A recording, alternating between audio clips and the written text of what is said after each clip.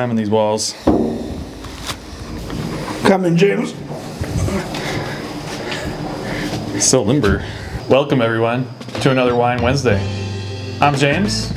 And I'm Alex. What we got today? Got a little Yellow Jacket Vineyard Syrah from the Rocks District of Milton Freewater in Walla Walla Valley, but in Oregon. Let's crack that open. So James, why do they call it the Rocks District? Does it have to do with 1,000 feet of vertical river rock? Yeah, I think it's... sorry, I stole your thunder. No, I think it's only 100 feet. Oh, it's 100? Yeah, 1,000 Yeah. is kind of extreme. Yeah. For some reason that fact stuck in my head. But let's get into this. The Rocks District is a really unique area. It's where the Blue Mountains come down, the Walla River runs out of the Blue Mountains, and then the valley floor flattens. So the river, over however many eons, has brought all these basalt cobbles down from the mountains and deposited. It's built up and had to move over. So it's built up 100 vertical feet of these basalt river stones. And the ground is literally just all rock. The area is specifically famous for Syrah. So it was planted in mid 90s and has gotten really popular through the aughts and the teens, and is probably one of the best known American AVAs for growing Syrah specifically. Let's take a sniff and take a sip.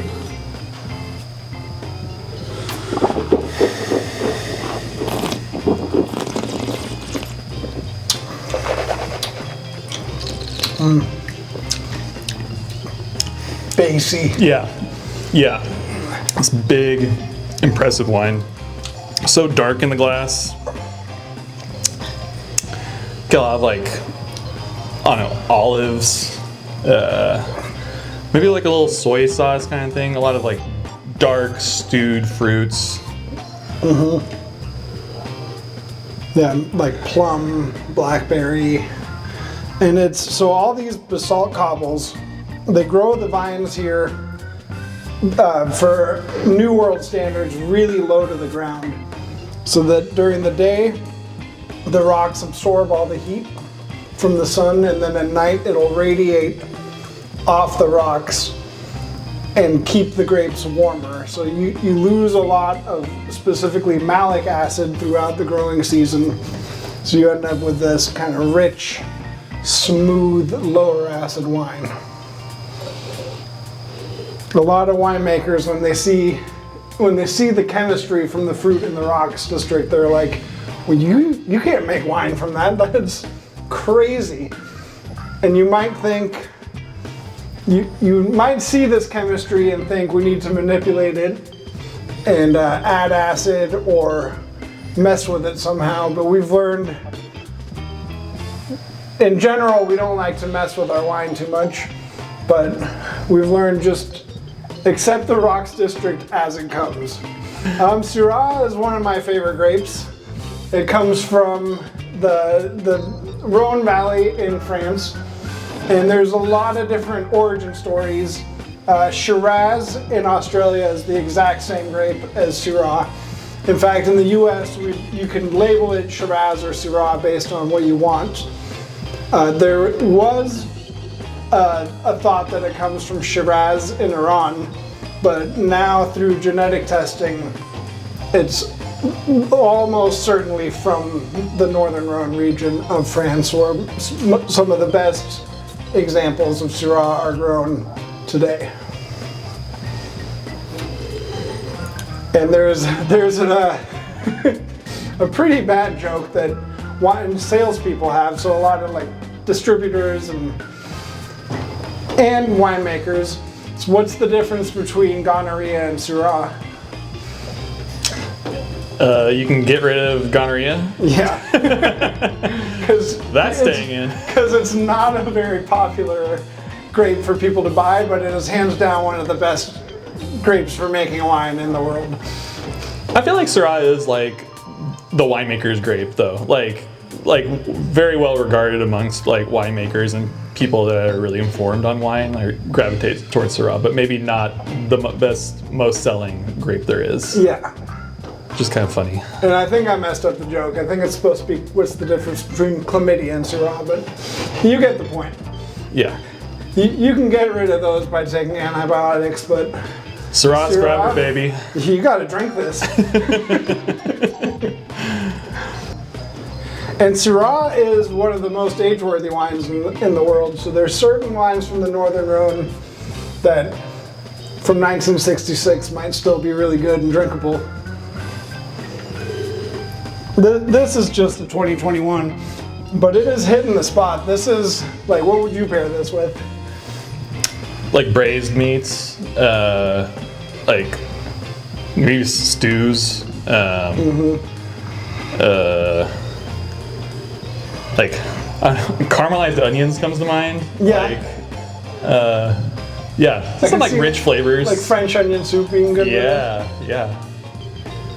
Or a nice hearty steak, like ribeye would be really, really good with this. Yeah. Tempeh tacos would be really good. I had some of those yesterday. Shout out to our vegetarians. Yeah, I had some nice Trader Joe's taco seasoning mixed with tempeh and did all the accoutrement. Some beans and rice. Some really good guacamole I made. Nice.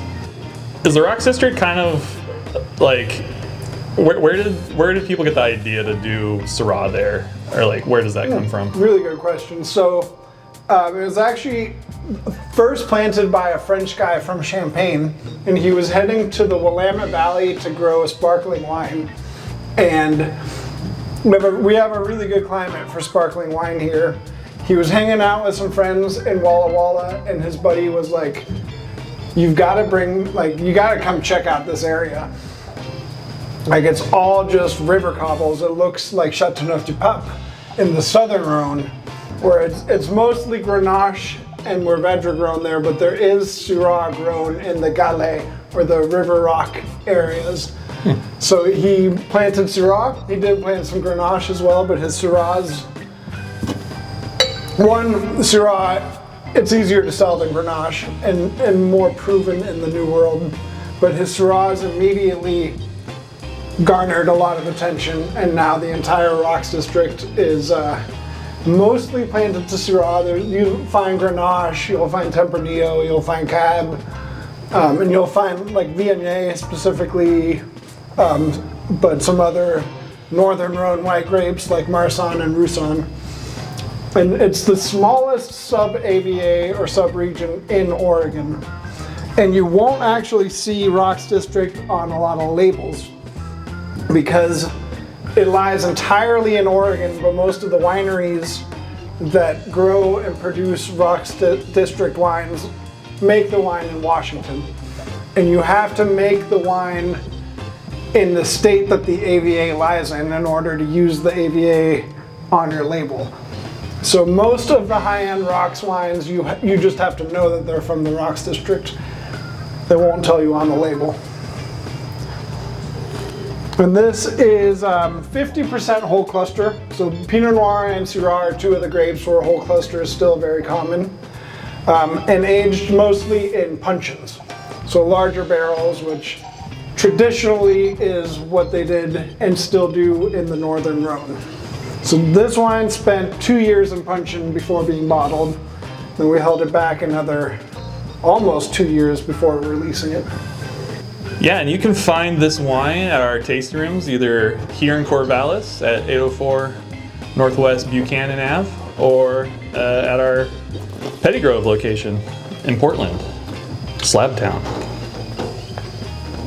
I don't know the actual address there off the top of my head. 1966. 1966. It's a good year. Okay. Yeah. Thank you for joining us for another Wine Wednesday.